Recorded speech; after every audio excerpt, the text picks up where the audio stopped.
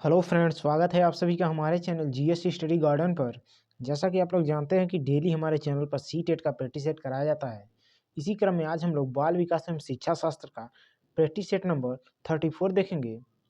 चलिए वीडियो शुरू करते हैं। आप लोग अपना स्कोर कमेंट बॉक्स में ज़रूर बताइएगा और वीडियो अच्छा लगे तो लाइक कर दीजिएगा। और अगर आप लोग हमारे चैनल को पहली बार विजिट कर रहे हैं तो प्लीज़ चैनल को सब्सक्राइब कर दीजिएगा, क्योंकि हमारे चैनल पर डेली आप लोगों के लिए सी टेट का प्रैक्टिस सेट कराया जाता है।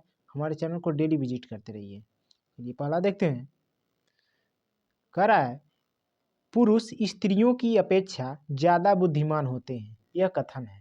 पुरुष पुरुष जो होते हैं स्त्रियों की अपेक्षा अधिक बुद्धिमान होते हैं। यह कथन क्या दर्शाता है? ऑप्शन ए दिया है, बुद्धि के विभिन्न पक्षों के लिए सही है। ऑप्शन बी कह रहा है सही है। ऑप्शन सी कह रहा है सही हो सकता है। ऑप्शन डी है लैंगिक पूर्वाग्रह को दर्शाता है। तो देखिए, इस प्रकार के कथन जो है लैंगिक पूर्वाग्रह को दर्शाते हैं। तो इसका राइट आंसर हो जाएगा ऑप्शन डी। चलिए अगला देखते हैं। कह रहा है, गिलफोर्ड ने अभिसारी चिंतन पद का प्रयोग समान अर्थ में किया है। किसके समान अर्थ में किया है गिलफोर्ड ने अभिसारी चिंतन का प्रयोग? ऑप्शन ए दिया है बुद्धि। ऑप्शन बी दिया है सृजनात्मकता।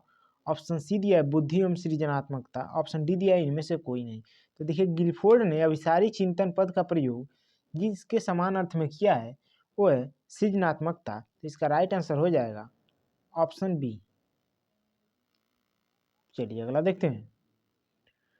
कह रहा है, व्यक्तित्व एवं बुद्धि में वंशानुक्रम की क्या बताना, इसमें बताना है कि वंशानुक्रम की किस प्रकार की भूमिका होती है व्यक्तित्व में बुद्धि में वंशानुक्रम की। ऑप्शन ए दिया है नाम मात्र की भूमिका। ऑप्शन बी दिया है महत्वपूर्ण है भूमिका। ऑप्शन सी दिया है अपूर्वानुमेय भूमिका। ऑप्शन डी दिया है आकर्षक भूमिका। तो देखिए, व्यक्तित्व एवं बुद्धि में वंशानुक्रम की जो है नाम मात्र की भूमिका होती है। तो ऑप्शन ए इसका राइट आंसर हो जाएगा। चलिए अगला देखते हैं।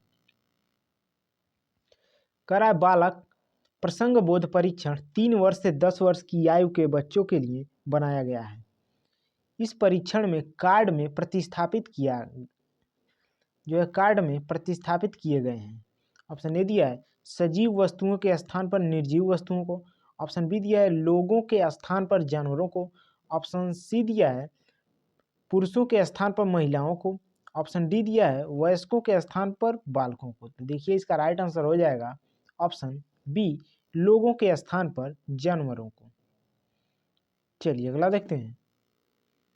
करा है, निम्न में से कौन शिक्षण अधिगम का स्तर नहीं है? ध्यान दीजिएगा, नहीं है।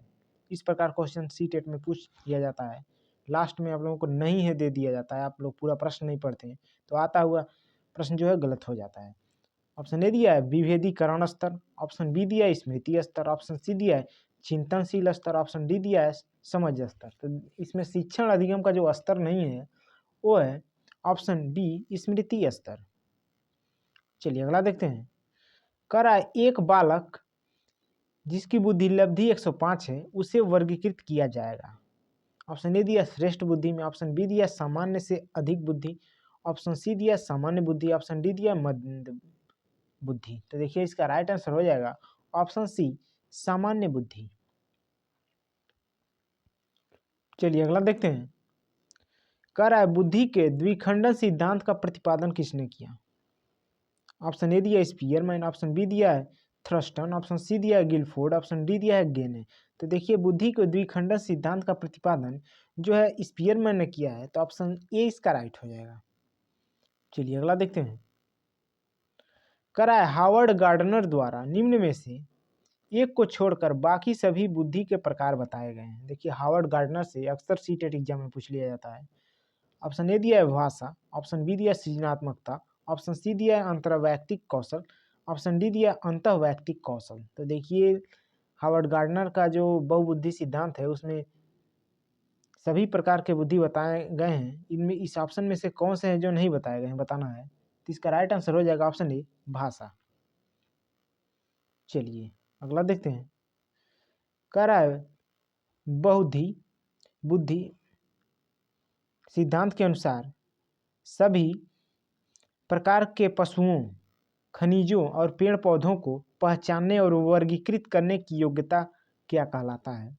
ऑप्शन ए दिया है तार्किक गणितीय बुद्धि, ऑप्शन बी दिया है प्राकृतिक बुद्धि, ऑप्शन सी दिया है भाषिक बुद्धि, ऑप्शन डी दिया है स्थानिक बुद्धि। तो देखिए इसका राइट आंसर हो जाएगा ऑप्शन बी प्राकृतिक बुद्धि। चलिए अगला देखते हैं। देखिए इंपॉर्टेंट है, अधिकांश व्यक्तियों की बुद्धि औसत होती है, बहुत कम लोग प्रतिभा संपन्न होते हैं और बहुत कम व्यक्ति मंद बुद्धि के होते हैं। यह कथन के प्रतिस्थापित सिद्धांत पर आधारित है। किसके प्रतिस्थापित सिद्धांत पर आधारित है बताना है। ऑप्शन ए दिया है बुद्धि और जाति विभिन्नताओं, ऑप्शन बी दिया है बुद्धि के वितरण, ऑप्शन सी दिया है बुद्धि और वृद्धि, ऑप्शन डी दिया है बहुबुद्धि सिद्धांत। तो देखिए इसका राइट आंसर हो जाएगा ऑप्शन बी बुद्धि के वितरण। चलिए अगला देखते हैं। तार्किक गणितीय बुद्धि किससे जो है संबंधित है बताना है। ऑप्शन ए दिया है द्विकारक सिद्धांत, ऑप्शन बी दिया है समूह कारक सिद्धांत, ऑप्शन सी दिया है पदानुक्रमिक जो है सिद्धांत, ऑप्शन डी दिया है बहुबुद्धि सिद्धांत। तो देखिए इसका राइट आंसर हो जाएगा ऑप्शन डी बहुबुद्धि सिद्धांत, जो कि तार्किक गणितीय बुद्धि से संबंधित है। चलिए अगला देखते हैं। कह रहा है बहुबुद्धि सिद्धांत निम्नलिखित निहितार्थ देता है सिवाय किसके सिवाय। देखिए ऑप्शन ए दिया है बुद्धि प्रक्रमण संक्रियाओं का एक विशिष्ट समुच्चय है जिसका प्रयोग एक व्यक्ति द्वारा समस्या समाधान के लिए किया जाता है। देखिए ये तो सही है, हमसे सिवाय पूछा है किसके अलावा, अर्थात बी कह रहा है विषयों को विभिन्न तरीकों से प्रस्तुत किया जा सकता है। देखिए ये भी सही है। सी कह रहा है विविध तरीकों से सीखने का आकलन किया जाता है, ये भी सही है। डी कह रहा है संवेगात्मक बुद्धि लब्धि से संबंधित नहीं है। देखिए ये नहीं सही है। तो देखिए हमसे पूछा है किसके सिवाय, तो इसका राइट आंसर ऑप्शन डी हो जाएगा।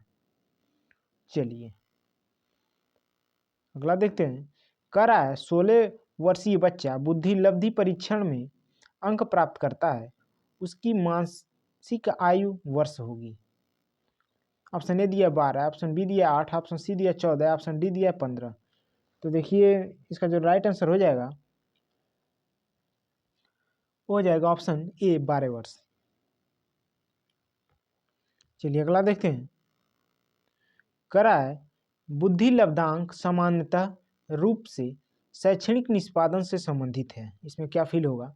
ऑप्शन ए दिया है कम से कम, ऑप्शन बी दिया है पूर्ण, ऑप्शन सी दिया है उच्च, ऑप्शन डी दिया है मध्यम। तो देखिए बुद्धि लब्धांक सामान्यतः उच्च रूप से शैक्षणिक निष्पादन से संबंधित है, अर्थात ऑप्शन सी इसका राइट हो जाएगा। चलिए अगला देखते हैं। देखिए कह रहा है एक समान जुड़वा भाइयों में से एक को सामाजिक आर्थिक रूप से धनाढ़ परिवार द्वारा गोद लिया जाता है और दूसरे को निर्धन परिवार द्वारा। 1 वर्ष के बाद उनके बुद्धि लब्धांक के बारे में निम्नलिखित में से क्या अवलोकित होने की सर्वाधिक संभावना है। ऑप्शन ए दिया है सामाजिक आर्थिक स्तर बुद्धि लब्धांक को प्रभावित नहीं करता। बी कह रहा है निर्धन परिवार वाले लड़के की अपेक्षा धनी सामाजिक आर्थिक परिवार वाला लड़का अधिक अंक प्राप्त करेगा। देखिए ये नहीं सही होगा। सी कह रहा है दोनों समान रूप से अंक प्राप्त करेंगे, ये भी नहीं सही होगा। डी कह रहा है धनी सामाजिक आर्थिक परिवार लड़के की अपेक्षा निर्धन परिवार वाला लड़का अधिक अंक प्राप्त करेगा। देखिए ये भी नहीं सही हुआ। तो इसका राइट आंसर हो जाएगा ऑप्शन ए सामाजिक आर्थिक स्तर बुद्धि लब्धांक को जो है प्रभावित नहीं करते हैं। चलिए अगला देखते हैं।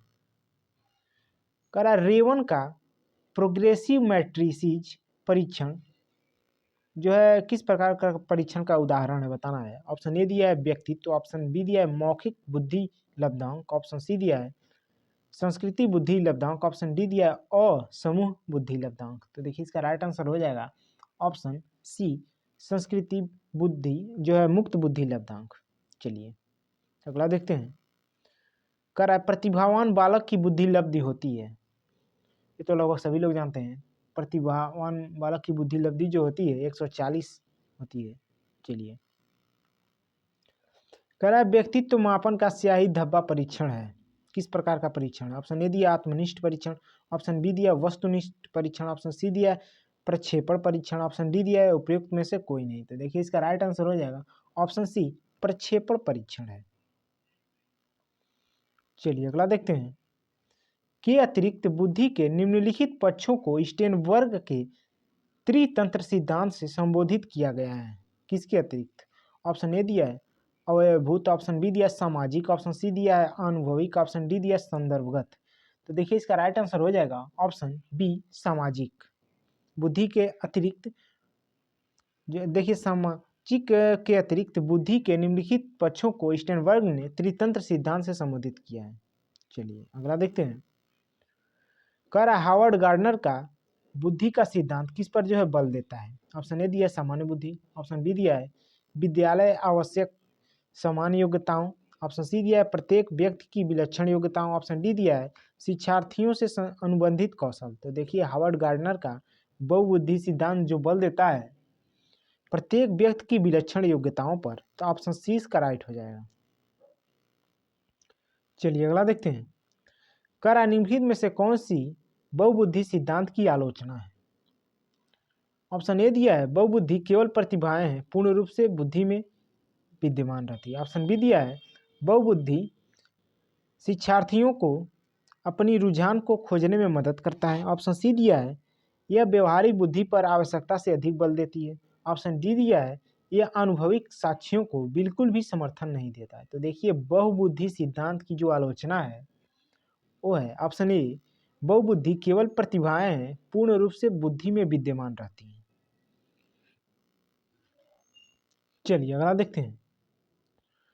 कर्नैल सिंह कानूनी कार्यवाही तथा खर्च के बावजूद आयकर नहीं देते। वे सोचते हैं कि वे एक भ्रष्ट सरकार को समर्थन नहीं दे सकते जो अनावश्यक बांधों के निर्माण पर लाखों रुपए खर्च करती है। वे संभवतः कोहलबर्ग के नैतिक विकास की किस अवस्था में है? इंपॉर्टेंट है। ऑप्शन ए दिया है परंपरागत, ऑप्शन बी दिया है पश्च परंपरागत, ऑप्शन सी दिया है पूर्व परंपरागत, ऑप्शन डी दिया है परापरंपरागत। तो देखिए इसका राइट आंसर हो जाएगा ऑप्शन बी पश्च परंपरागत अवस्था में है। चलिए अगला देखते हैं। कह रहा है जो बुद्धि सिद्धांत बुद्धि में सम्मिलित मानसिक प्रक्रियाओं जैसे पराघटक और बुद्धि द्वारा लिए जा सकने वाला विविध रूपों को शामिल करता है वह है। ऑप्शन ए दिया है स्पेयरमैन का जी कारक, ऑप्शन बी दिया स्टर्नबर्ग का बुद्धिमत्ता का त्रितंत्र सिद्धांत, ऑप्शन सी दिया है बुद्धि का सार्वेट सिद्धांत, ऑप्शन डी दिया है थ्रस्टन की प्राथमिक मानसिक योग्यताएं। तो देखिए इसका राइट आंसर हो जाएगा ऑप्शन बी स्टर्नबर्ग का बुद्धिमत्ता का त्रितंत्र सिद्धांत। चलिए अगला देखते हैं। करा निम्नलिखित में से कौन सा आलोचनात्मक दृष्टिकोण बहुबुद्धि सिद्धांत से संबंधित नहीं है? ऑप्शन ए है यह शोध आधारित नहीं है, ऑप्शन बी है विभिन्न बुद्धियां भिन्न भिन्न विद्यार्थियों के लिए विभिन्न पद्धतियों की मांग करती हैं, ऑप्शन सी है प्रतिभाशाली विद्यार्थी प्रायः एक क्षेत्र में ही अपनी विशिष्टता प्रदर्शित करते हैं, ऑप्शन डी है इनका कोई अनुभवात्मक आधार नहीं है। तो देखिए आलोचनात्मक दृष्टिकोण से बहुबुद्धि सिद्धांत जो संबद्ध नहीं है वो है प्रतिभाशाली विद्यार्थी प्रायः एक ही क्षेत्र में अपनी विशिष्टता जो है प्रदर्शित करते हैं। तो ऑप्शन सी इसका राइट हो जाएगा। चलिए अगला देखते हैं। कह रहा है बहुबुद्धि सिद्धांत को वैध नहीं माना जा सकता क्योंकि? तो देखिए विशिष्ट परीक्षणों के अभाव में भिन्न बुद्धियों का मापन संभव नहीं है, यही इसका राइट आंसर हो जाएगा। चलिए अगला देखते हैं। कह रहा है निम्नलिखित में से कौन सा कथन सत्य है? आनुवंशिक बनावट व्यक्ति की परिवेश की गुणवत्ता के प्रति प्रत्युत्तरात्मकता को प्रभावित करती है, ऑप्शन बी है गोद लिए बच्चे का बुद्धि लब्धांक जो है अर्थात आईक्यू होता है जो गोद लिए गए उसके सहोदर भाई बहनों का होता है, ऑप्शन सी दिया है अनुभव मस्तिष्क के विकास को प्रभावित नहीं करता है, ऑप्शन डी है विद्यालयीकरण का बुद्धि पर प्रभाव नहीं करता है। तो देखिए जो सत्य इसमें से कथन है वो है ऑप्शन ए। चलिए अगला देखते हैं। देखिए इसका 7 का इसका आंसर आप लोग कमेंट बॉक्स में बताइएगा। चलिए अगला देखते हैं। करा निम्नलिखित में से कौन सा निरीक्षण हावर्ड गार्डनर के बहुबुद्धि सिद्धांत का समर्थन करता है? देखिए पुनः हावर्ड गार्डनर से आ गया है, तो आप लोग जानते होंगे।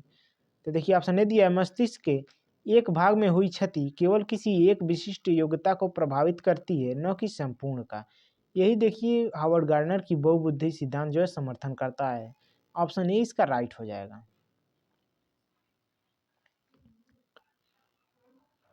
चलिए आज 28 ही क्वेश्चन इस प्रैक्टिस सेट में है।